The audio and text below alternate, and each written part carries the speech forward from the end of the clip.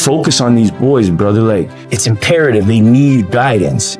Hey, what's up? Welcome to Raising Kings. My name's Kenya, father of 3 boys, all under the age of 11. What I do here is I have unscripted conversations with my sons. I record them and have conversations that I think fathers and sons should be having. Today's conversation is about self-defense. I think it's one of those things that you think kind of goes without being said, but then you realize that all the rules and the punishments and the structures that we have in society actually make young boys doubt whether or not they should ever use force in any situation. My sons were just chit-chatting with me. They wanted to know, like, kind of, Dad, like, what's the framework of violence here? Like, what's the framework of self-defense? When is it okay? When is it not? What about with weapons? Like, how does this all work? So I went down in depth with it with them. And yeah, here it is.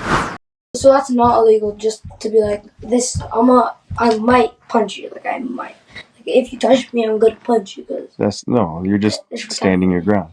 I was just protecting yourself? But in a sense, you haven't protected yourself at all. You just said you will protect yourself. What if they shoot you? Can you shoot them back? Well, again, Canada, their self-defense laws here are much more in the favor of the person attacking than it is the person defending, which is pretty bad. Would you get in trouble for shooting them first? Maybe. But you'd be dead if you don't. So it's like, what are we even thinking about here? Hey, main lesson, protect yourself. Yes. Or die. That's it. Die. Just die. Are you allowed to have guns in your house? Yep. There has to be like A license and stuff? a license and also like proper Training. the way you have to lock it up. Yeah, we should still. Yeah. You definitely gotta make sure to, if you can, respect the law. Mm-hmm. Yeah, if you can, probably try to respect the law. Are you gonna teach us how to shoot a gun? Yep. And then as you get older, we can go shooting stuff and, learn how to use them properly. Yeah, we would go to the gun range. I'd have the best aim out of everyone. Yeah, there's a gun range where you can go shoot Don't guns. worry, I'd have the best aim. I already have the best aim. Mm-hmm. We need to practice with Nerf guns first. Yeah. All right, so you can kind of tell from they're young and they're trying to form their mind around, like, well, what can we do? What's allowed in society? Oftentimes, like in the house, the kid fights with his sibling or something, they end up getting grounded. When it comes to school, 0 tolerance for violence. You touch somebody, suspended, possibly expelled. And then as you get older, same thing, jail. My goal as a father isn't to encourage them to be violent. It's to make sure that all of the pressure coming against it doesn't kind of handicap them in life. It started early, where I noticed that this is actually something that happened. So my son was at school. Him and a kid got into an altercation. He was in grade 1. So what is that, like 5 years old? Like, he's really young, or maybe 6. I'm not sure, but whatever. Grade 1. The kid attacked him and actually was choking him, and he didn't do anything. He didn't retaliate. So he comes home, and again, he's not really rattled. Like, it doesn't seem like, I'm like, yo, bro, like, you okay? Like, you got choked today. And he's like, oh, no, I'm fine. It's a little bit hurt. Like, it hurts a little bit, but it's nothing. It's not a big deal. And I was like, okay. I'm like, was the kid bigger? Like, he was just a lot stronger than you? He's like, no, actually, he was like a grade younger than me. Like, he wasn't even that big.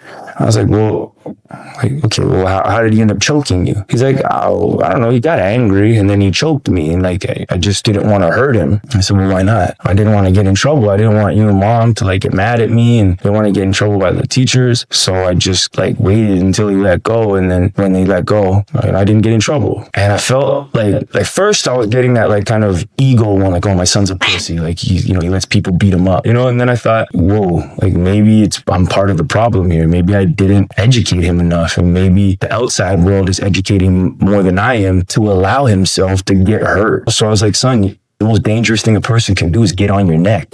Like, that's life ending. Like, if they hold long enough, it's over. And then the fear started to kick in. He's like, really? I'm like, yeah, man. And he's like, but like, what if I hurt him? Am I going to get in trouble? I'm like, I would never, like, why would I give you trouble to protect yourself, son? He sensed like he was getting permission to defend himself. And I just thought it weird that like your survival instincts should tell you to keep yourself alive. That's just primal. That's instinct. But messages coming from outside of yourself can disrupt those signals and those instincts to make you do something that's not even in your best interest. After that time, we started to kind of talk more about violence violence and when it's acceptable and when it's not. And we started to go in depth with it. And this is when they started to take martial arts. They started to gain a lot of confidence. So this now kind of moved forward into like, well, now that I know I'm capable, how far can I take it type of thing? Like, because now sometimes when you get a tool or a toy or something, you want to use it, right? Now the job of the father is to like put a limitation on where it's to be used. My middle son, he tells me there's a soccer game. All the kids are playing soccer, right? So he's in grade 4. And after one of the boys lost, this kid that lost wasn't his friend. The other kid who went to go shake his hand, like, oh, like, hey, good game, that was kind of his friend. These are stories of kids, right? Like, so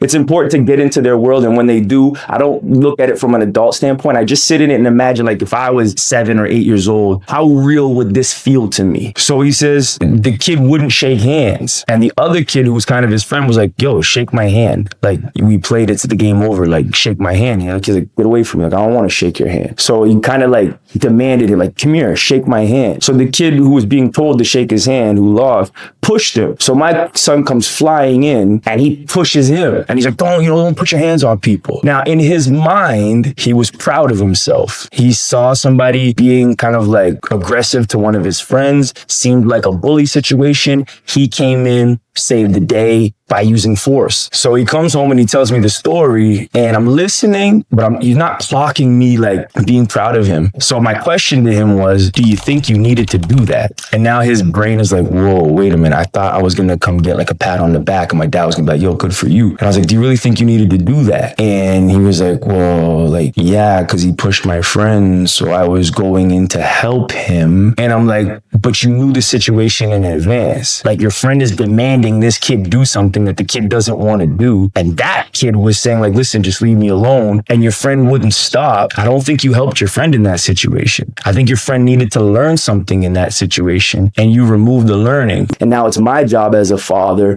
to have these conversations, to fine tune it. And I also have to preserve his desire to want to be a protector and help his friends, even if there's nuances in it. So then you can kind of see how this moves towards defending myself. Okay. Defending others. Okay. Weapons. How do they now work? Like, what are you allowed to do? How are you, allowed to use those? Growing up, the first time I ever really got close to a gun and got it close to me, I was hanging out with this other dude. He's probably 10 years older than me. He showed me a 38 revolver and he's like, and this is a hollow tip. And I'm like, oh, what is a hollow tip for? Like, what is that? Dude, I'm getting all excited about it. And the way he's presented to me, it's exciting. It's got power. This is a game changer. There's so much ego in street culture around the gun. It just carries so much of a story with it, for what that means for your ego. For me, I don't want that to be my son's introductory to it. I want to be the first one to introduce him to this legally, through the proper channels and the understanding, and there's no ego around it. It's a tool like any other tool. My goal for him is to be a full-fledged man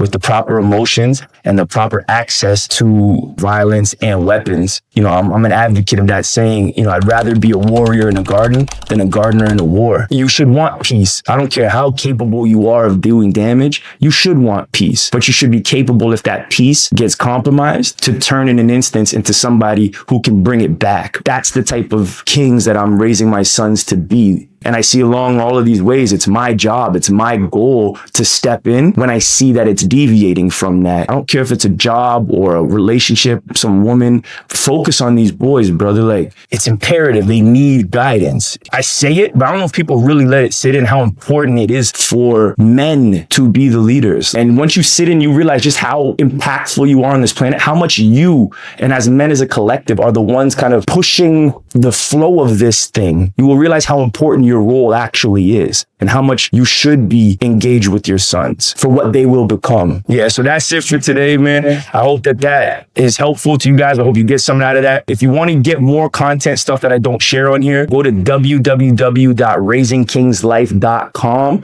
Join our legacy list. Once I got your email and contact, I'll be able to send you things that I don't share on this channel. If you want to just write to me privately, reach me at Kenya@raisingkingslife.com.